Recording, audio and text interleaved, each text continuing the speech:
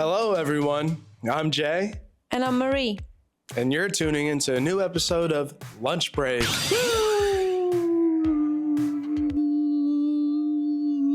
We hope you're having a good afternoon. And Marie, I think we have a pretty exciting one for everyone today. Yeah, what's that? So this is from a subreddit, What Do I Do? It's where people ask just simply, what do I do in these situations? I kind of picked a theme of like job related. Whenever you're ready, let's get into it. Jump in. My boss dislikes me for my political views and might be withholding my promotion. What do I do? I believe most of Redditors can say, quit.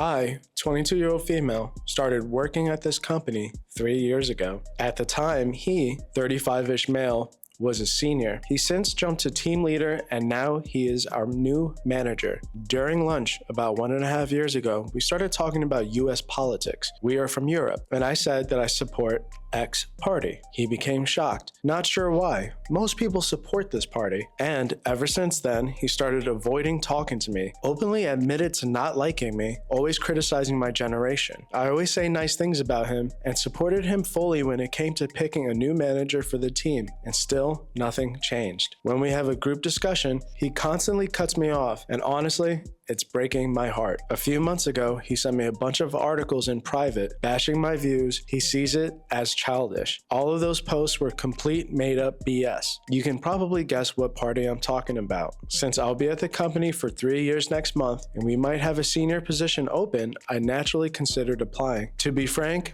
I'm the only one that is qualified for the position right now, and they prioritize internal moves as well. I sat down with him and asked him, what can I do more? Where can I improve to better my chances? He completely dismissed me, take me a talking like a parent does, that I should have asked sooner, and that I'm not contributing enough. Mind you, I've been constantly organizing 4 different team building events. No one else wants to do it. He's been giving me the cold shoulder in this regard too. I received 0 encouraging, and it sounded like he won't even consider my application, since largely it's his decision. He would rather give the position to a complete outsider who I will end up having to train to be my senior. Any advice would be appreciated. I'm honestly just shocked at this whole situation. And I believe people don't need to talk about politics at work because it's like opinion everyone have, but you don't need to share with everyone. Maximum you can do is just discuss with him. Only the higher position can change this situation. If you discuss that because of my political opinion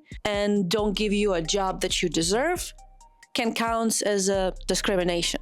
Honestly, like I'm thinking OP's age is really showing here. She's 22. And like one of the first sentences is he became shocked that she supports a certain party. And then in parentheses, not sure why most people support this party. Honestly, you don't know that. Definitely like I'm the one that tries to keep politics out of work.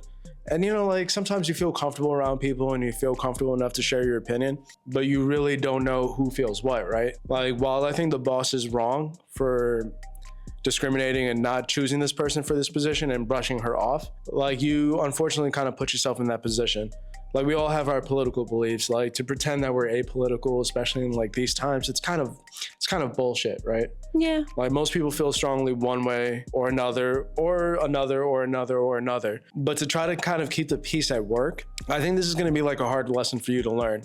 You're 22, you have your whole like professional career ahead of you, whatever it is that you do. I think you can go about it 1 or 2 ways. Try to find a different position, try to find a different job because this boss has made you feel uncomfortable. They're sending you articles telling you your generation is stupid, essentially. Or if it's like a large enough company with an HR department, maybe kind of take it up with them. This can be some form of discrimination, especially if he's choosing not to hire you for that position and you're actually qualified for that position. But, kind of let this be a lesson for you. Like, get to know somebody before you kind of open up about certain opinions, especially in a professional setting. Like, if you're with friends and family, that's one thing. You shouldn't have to feel like you're limited as to what you can talk about. But situations like this, unfortunately, happen more often than not. And I don't understand why people discuss politics of another country and have like big issue with that. It's just opinion. This is what an HR department is for. Keep all records, including those emails, and if you can give them any written proof that he passed you over because of politics. If not, start collecting them today. If he's going to be your boss for years, either change your politics or job. He won't. That's true. If you have an HR department, if it's a big enough company that actually has one, I think that's at least good enough to bring up as a discussion. And if you feel like this person, like you depend on this person, particularly with the work, don't fight his opinion, because it feels like you trying to consistently fight opinion. You said, no, you're wrong. And he's like, no, you wrong. No, you. No, like that Spider-Man from other sides. Maybe just don't fight. You have your opinion, I have mine. What to do? Just keep working hard. Look for positions outside of the company if the rest of leadership is similar to this gentleman. Either he doesn't fit the culture or you don't. And unless you have significantly impressed and endeared yourself to his peers and or superiors, you're not getting the promotion. You don't always lose big by sharing political views in the workplace, but it's a medium risk, zero reward proposition. Avoid talking politics outside of showing a knowledge of relevant legislation and a willingness to comply with it. Actually, this is on you. You should not have casually mentioned politics. None of your superiors' businesses whom you support. He probably would have treated you the same over your religious beliefs, and politics and religion are two of them. You gave yourself a bad image. Look for a new job and keep your political views private. There are actually places those subjects are against the rules. That's actually have a lot of sense. Yeah, it's just a lesson what must be learned. I don't think you should be ridiculed for believing in what you believe in, but you also kind of have to read the room. Work is a place where you need to work, and I hate to sound like your dad, but sometimes you have to separate that personal stuff from your work things. And as long as you keep that separate and you work well, things are going to go better for you at work. Like you have your friends, you have your family that you can discuss these things with. I think it's just best to kind of keep it that way. I was just told I'm being let go and they want me to train the new team that will replace me. I need advice. Pack your stuff and go away. So I got the news a few days ago. After about 12 years in IT at this company, I'm being let go in 3 weeks. The kicker is that they expect me to spend my last days training the people who are coming to replace me. I plan to continue in the IT field, so I'm trying not to burn my reputation on the way out. But at the same time, I have no desire to let them drain me of every bit of my expertise just to discard me in the end. The whole situation feels completely wrong. The thing is, a very large part of my job's knowledge isn't written in any manuals. It's all experience and institutional knowledge I've built up over the years. I am literally the only person who knows how to do certain things. I strongly suspect that the people who made the decision didn't even understand the nature of my job, and now they're scrambling to save themselves. So now I'm conflicted. What is the professional way to act in this situation? Should I genuinely train them or just the bare minimum? Or should I consider leaving now? Any advice would be very helpful. Definitely leaving straight after you hear it. You don't need to teach someone else for free to do work that you can have money for. The information is impossible to get in a college or anything, anywhere. It's only when you work with specific stuff. And these people who just go to replace them, they don't know that and want for you for free teach these people who they probably want to pay less or even more. Like say, hey, I'm going tomorrow. And if you need me to teach your new workers, we can discuss the separate contract where you can press it and put it high.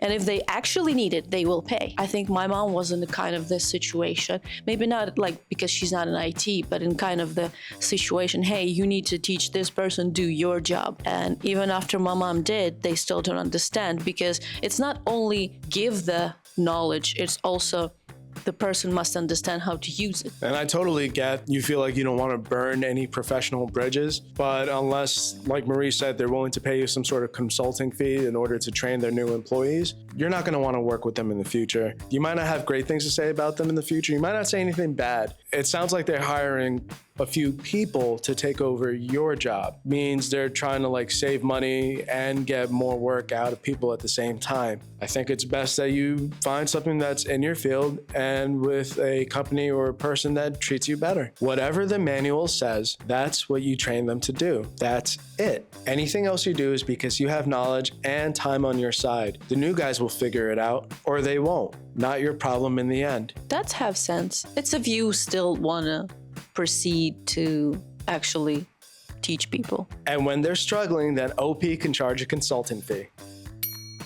Like, So funny, this exact thing happened to my dad. Original company had him for 10 plus years, let him go, then came back less than 3 months later, pleading for him to come back. First, he offered consulting training services for the new guys at close to 3 times his original rate. After 6 months, new guys never figured it out. So they ended up offering my dad a much more attractive offer to get him to come back. that's what knowledge can do. And you said you have a lot of it, so fuck 'em. If they don't want to hire you as a consultant, I'm sure there's plenty of other people, including their competitors, that would. Take it.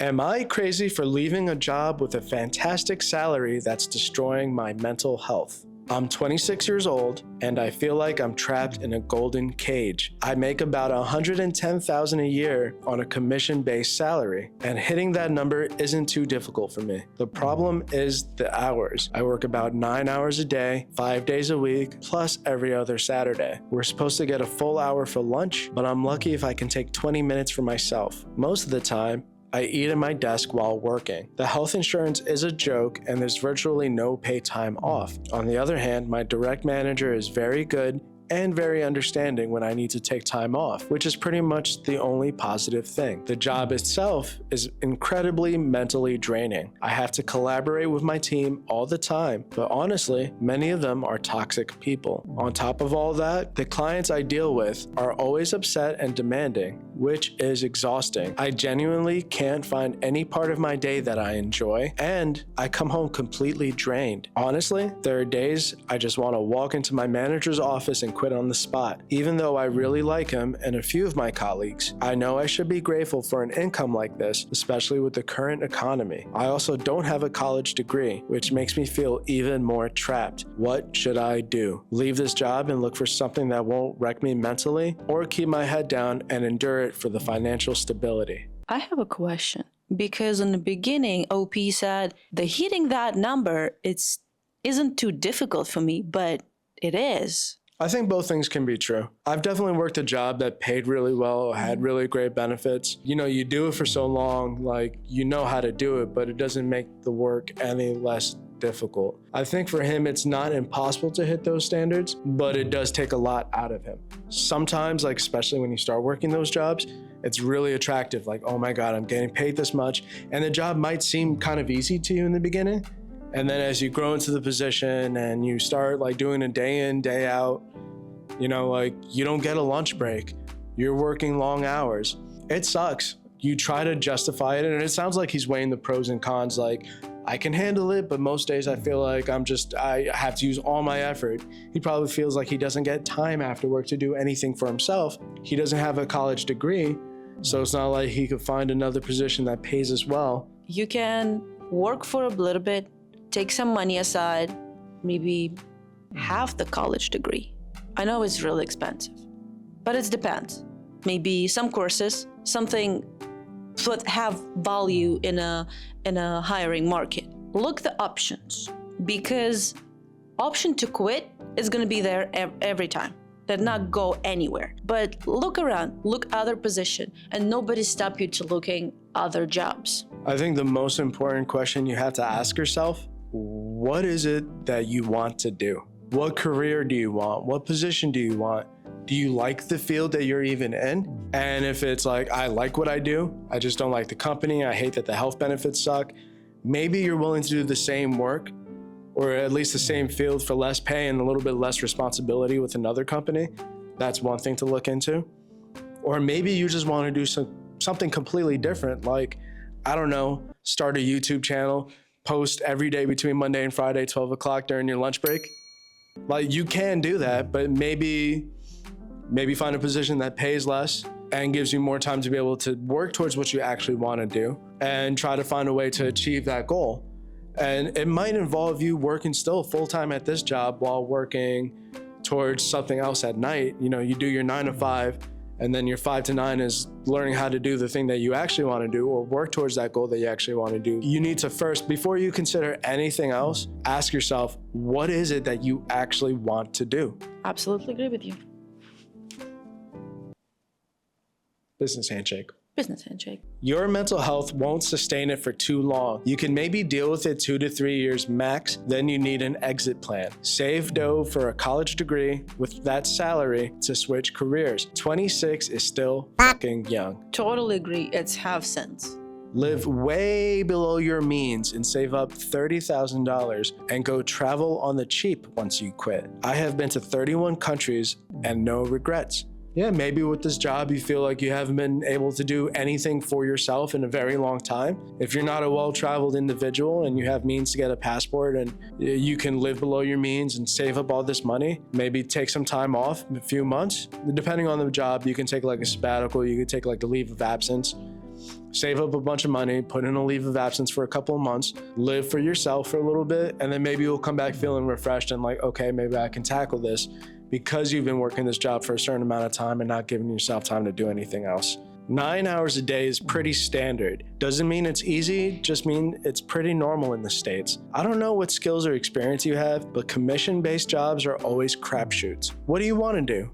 If you need school to accomplish that, then start going to school in the evenings. If you don't, then figure out what you need to get where you want to go. At 26 with no degree, making $110,000 is pretty rare. You didn't mention anything out of the ordinary. People suck everywhere, and the hours you mentioned aren't outrageous. If you can make it on less dough, great. Go after a job you think you'll love. If you can't, then do what you need to do to get more experience and education so you don't have to work in sales. Don't know what to tell you. Work mostly sucks. At least you're bringing in good money for the suck. Like there's two different sides to this. There's like the realistic, like you're making good money in this shitty economy.